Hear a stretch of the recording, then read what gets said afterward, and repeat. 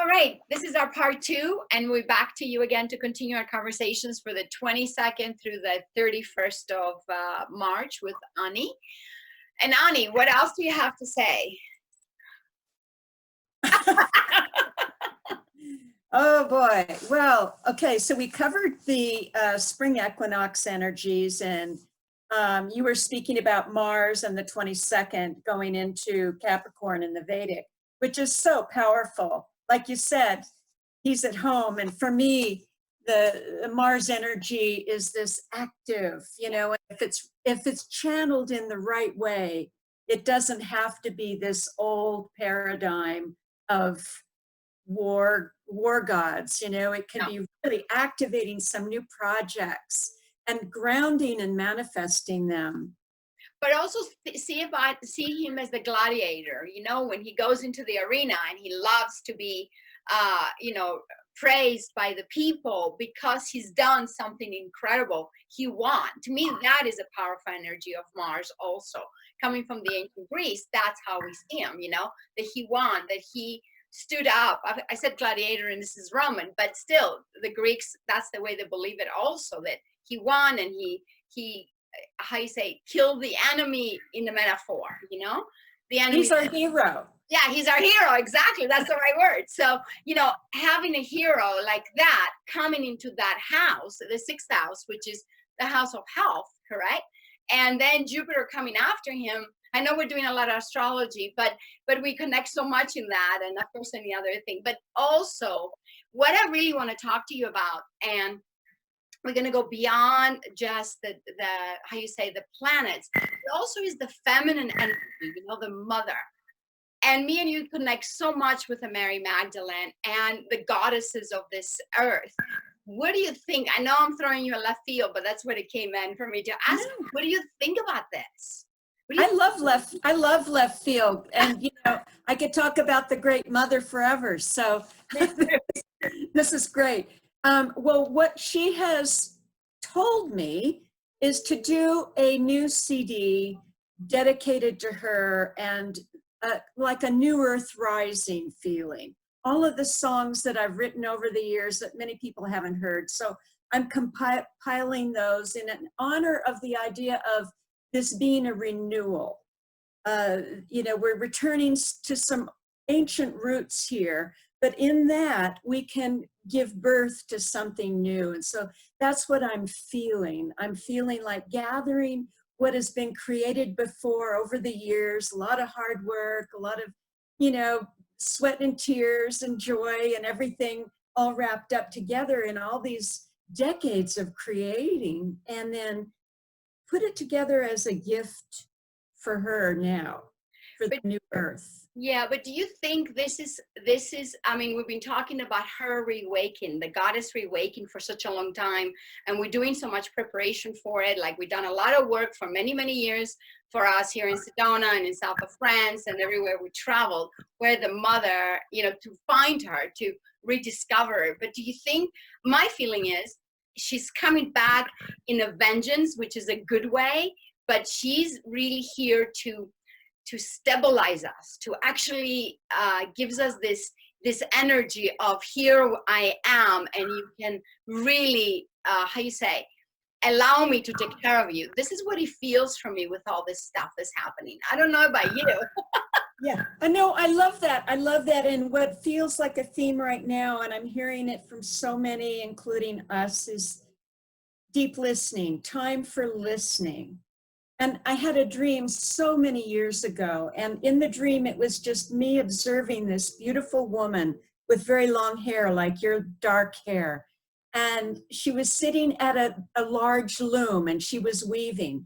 And she didn't really care if I was there or not. I was superfluous. I was just an observer. And she was weaving. And before she would get ready to weave another row of her threads, she would get down on the earth and she'd put her ear to the earth and listen. And then she would get up and weave some more. And she kept doing this. Powerful. She never spoke to me. She was wearing a big shawl that she had obviously woven that was beautiful, many, many colored shawl. And it was such a powerful teaching. So for me, I try to remember to listen before I act. And that Mars energy and that Aries energy, new spring energy wants to just jump. Like there was a famous Dali series on the zodiac, and he painted the Aries, the ram, as jumping before it was thinking. And it got hung up on a tree branch and it couldn't move. So it's this idea of listening before we act now, and deep listening. Like, what is the next cycle? What is the next step that we can take with more integrity? I agree. Instead of being that male energy of let's just be the doers, now it's the time for us to listen. And to me, that is the great mother. The great mother does everything with intuition, with first she listens and then she moves. She makes sure that everything is okay before she acts. You know what I mean? And it's not that she doesn't take chances. I think she takes bigger chances than just being the doer. It comes from a place of deep wisdom. Yeah. So from a deep place of wisdom and grounded foundation, we can take huge leaps, and we have more energy because we are moving from that center point.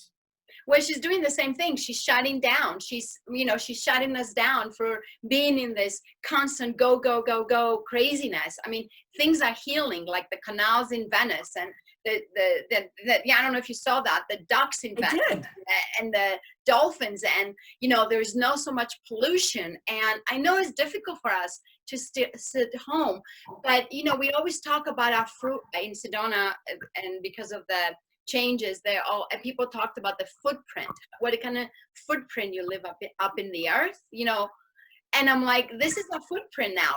We're stepping back and allowing her to show us her glory in really clean way, like really, really pure way again. That's how I feel. No, I agree. And everybody's using the word reset point, a reset button. When your computer gets jammed up, like the planet has gotten jammed up, we turn it off and reset, and that's what we're doing. We're turning everything off. And I'm wearing a lot of copper lately. That has come up lately. Me too. To keep grounded, copper earring, copper bracelet. And someone was mentioning that copper helps when they used a lot of copper cooking utensils and drinking cups and things. It helped protect from viruses. Now, I don't know if that's true. In Ayurveda, that's true. And actually even in Ayurvedic tradition, you can actually take baths in copper bathtubs. You can drink out of copper. I wear a copper foot, a foot jewelry, like a bangle. I'm wearing copper here in my arm. So yes, copper is actually a very healing thing. And you can find a very cheap, I went to Ace and got, the smallest kind of copper wire, and I made bangles on my feet. I got that intuitive thing 2 weeks ago. It's so perfect. And if anybody wants a copper bathtub, I don't know if it's for sale, but there's one at the Copper Museum in Clarkdale, Arizona. Absolutely gorgeous. I need to come down there before you leave so I can check it out before that. But yeah, wear copper, find copper things to wear. And, it balances actually your body because it takes all the toxins out of your body. So what's interesting is I was on a walk the other day and I found some stones that were bright blue-green, malachite sort of thing. The turquoise color, but it's found with copper. And of course, I'm in Clarkdale, so we're sitting right in the copper heart. Exactly. Big copper mines in Sedona, and this is one of them. So the copper relates to Venus. It relates to the feminine principle, and, so many correlations. It's kind of funny that we both got the same intuition. I love it. I love how this works. That's why I think speaking to my friends in Sedona, it's so amazing, you guys, because I don't get to see them. Annie lives in south of France. She's only here temporarily when she comes to Sedona. And I just get feelings to talk to them and connect to them. And there we are. We are in the same level of vibration and mind. And, this little thing makes everything for me, you know, like how the mother works is intuition. It's actually wisdom, is listening, and really allowing this to go out there. So Yeah. do you have any last words before we close? Yeah, the new moon on the 24th. Hmm. Really, you spoke about the 22nd, and Yes. then after that, the 24th of March is the new moon in the Western system. It's, of course, sun and moon together, always in a new moon, in the sign of Aries, along with Chiron still. So the healer, heal thyself, and a lot of global healing. Yes. And with the snow we're getting here, I feel that purification, healing on this equinox day. So as we move into that timing, it's at 2:28 or 2:30 a.m. on the 24th.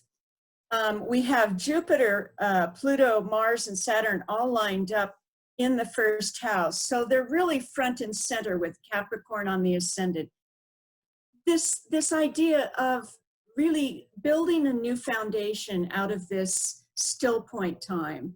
And it's a reckoning in my mind. It's the Capricorn is the reckoning. It has to be sustainable. It has to work over the long term. The Native people say 7 generations. So we're in a point now where we can rethink how we're living as a humanity on this beautiful Mother Earth, and then recreate systems that are going to work in the long run.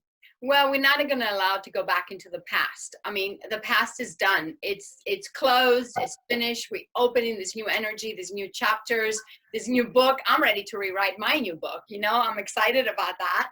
And just for us to be supported up with the Mother Earth, we really need to think new and really allow this energy to really, how you call it, digest through in our whole body, you know, and really ground it in. Because if it's just here, it gets us a little bit crazy. But if we ground it, and you know, like Sedona is red. I mean, you know, she's red. She's first chakra. She's powerful. That's why I love living here. But she demands that. She demands the grounding, Yeah. for us to ground again. Remembering to breathe. Oh yes. And remembering to sound. If we're not into sound therapy of some kind, we can just hum and sigh if things get overwhelming. Making a sound like, ah, and letting that emotion connect with the sound. It's what nature, animals do. It's what babies do naturally before it's trained out of them. So really allowing the sounds and the deep breath to be fluid. I agree. And also to work on your chakras, you know, we can do that combination together. If you want to actually sign up on my Facebook, I will come live to you on Saturday, because that's the first chakra. It's Saturn, and Saturday connects to Saturn. And I will just offer that to all of you. Please let me know if you're interested, and connect with Ani. And thank you so much for the subscribers and the likes and everything that you've done on my site. Thank you so much. Thank you, Thank Ani. you, Sophie. Thank you. Take care. Thank you. You guys, take care. Blessings.